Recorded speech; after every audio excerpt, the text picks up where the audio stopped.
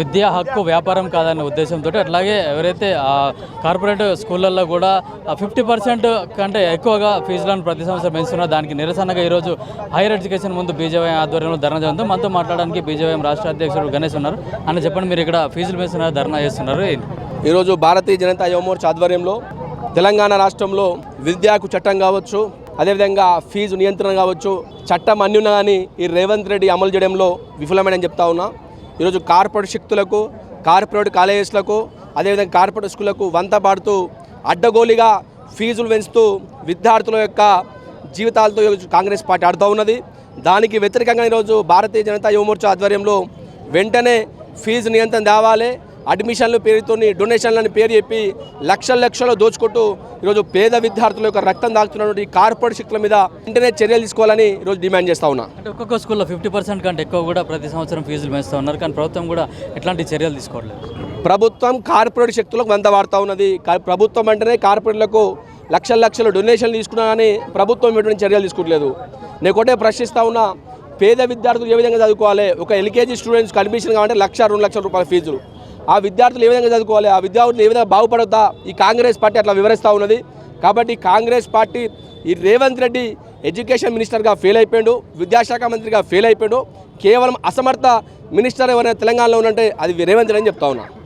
అంటే ఇప్పుడు విద్యాశాఖ కూడా సీఎం రేవంత్ రెడ్డి దగ్గరనే ఉంది, కానీ ఇప్పుడు ఆర్టీ చట్టం కూడా అమలు కావట్లేదు. ఈ యొక్క తెలంగాణ రాష్ట్రంలో మాది ఒకటే డిమాండ్ యువమోర్చా తరపున, ఈ యొక్క రాష్ట్రంలో వెంటనే విద్యా హక్కు చట్టం అమలు చేయాలి. ఇవాళ లక్షల ఫీజులు, డొనేషన్ల పేరుతో, ఫీజుల పేరుతో, యూనిఫార్మ్ల పేరుతో దోచుకున్నటువంటి యొక్క కార్పొరేట్ కాలేజీలను వాటి యొక్క ఫీజు నియంత్రణ చట్టం ఏర్పాటు చేసి వారిని అందరినీ కూడా ఈ యొక్క చట్టంలోకి తీసుకురావాలి. ఇవాళ ఒకవైపు ఫీజు రియంబర్స్మెంట్ బంద్ చేస్తాను, అక్కడ విద్యార్థులను చదువుకు దూరం చేస్తాను. ఇంకోవైపు ఇక్కడ కార్పొరేట్ శక్తులతో కుమ్మకై, కార్పొరేట్ విద్యా సంస్థలతో కుమ్మకై ఇవాళ ఇక్కడ కూడా విద్యార్థులను చదువుకు దూరం చేసే ప్రయత్నం చేస్తున్నాం. మేము ఒక్కడే డిమాండ్ చేస్తున్నాం, వెంటనే విద్యా హక్కు చట్టము, ఫీజు నియంత్రణ చట్టం ఈ యొక్క తెలంగాణ రాష్ట్రంలో అమలు చేయాలి. లేకపోతే నిన్ను ఈ యొక్క తెలంగాణ రాష్ట్రంలో ఎక్కడ కూడా తిరగనీయమని చెప్పేసి బీజేపీ తరఫున హెచ్చరిస్తా ఉన్నాం. ఫీజులు ఈ కార్పొరేట్ స్కూల్స్ కావచ్చు సార్, అనేక కార్పొరేట్ స్కూల్స్ టెక్నో ఈటెక్తో పేరు చెప్పి కార్పొరేట్ స్కూల్ పేరు అని ఒకటి మీరు రిప్రజెంటేషన్ ఇస్తే మేము కూడా గవర్నమెంట్ రాసాం, మళ్ళీ వాళ్ళ దృష్టికి తీసుకుపోవడం మా బాధ్యత. ఇది ఒక కౌన్సిల్గా మేము ఏంటంటే మేము గవర్నమెంట్కు వాళ్ళ దృష్టికి తీసుకుపోయి చెప్పడం మేము తప్పకుండా ఆల్రెడీ ప్రయత్నాలు అవుతున్నాయి. మీకు తెలుసో లేదో మేము కౌన్సిల్ తరఫు నుంచి కూడా మేము ఇంతకుముందు కూడా చెప్పాము. సరే అసెంబ్లీలో ఢిల్లీ అవుతుంది, తప్పకుండా మీ రిప్రజెంటేషన్ కూడా మేము గవర్నమెంట్ ఫార్వర్డ్ చేసి సార్ ఇది ఏమైతే సార్ ఆచరణలో కావాలన్నా తెలియదు. మనం అంటున్నాము ఈ సంవత్సరం రాగానే తూతూ మంత్రంగా 2 ఎంక్వైరీ చేస్తాం. నాకు తెలుసు సార్, తూతూ మంత్రంగా కాలేజీకి చేస్తాము, తర్వాత మనం బంద్ కండక్ట్ చేయడం, మంచి చేయడం చూస్తున్నాం. ఫీజు అనేది ఏంటంటే గవర్నమెంట్ తీసుకుపోతాను. అదే సార్ నేను అనుకుంటున్నాను. ఇప్పుడు మా విషయం ఉంది, 1.5-2 ఇయర్స్ చేసేసాం, తీసుకుపోయాను. గవర్నమెంట్ పట్టించుకోవట్లేదు సార్. ఏదో మరి పట్టించుకోలేదు. మరి ఎవరు ఫెయిల్ సార్? విద్యాశాఖ మంత్రి గారు రేవంత్ రెడ్డి ఫెయిలా, లేకపోతే సీఎం గారు రేవంత్ రెడ్డి ఫెయిలా?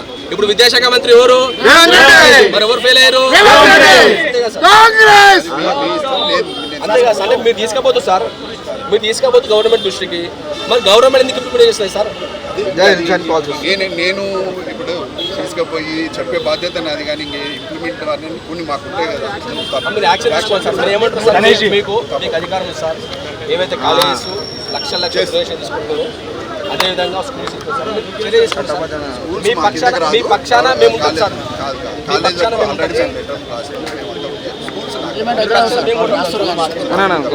అంటే విద్యార్థులు బాధపడుతున్నారు.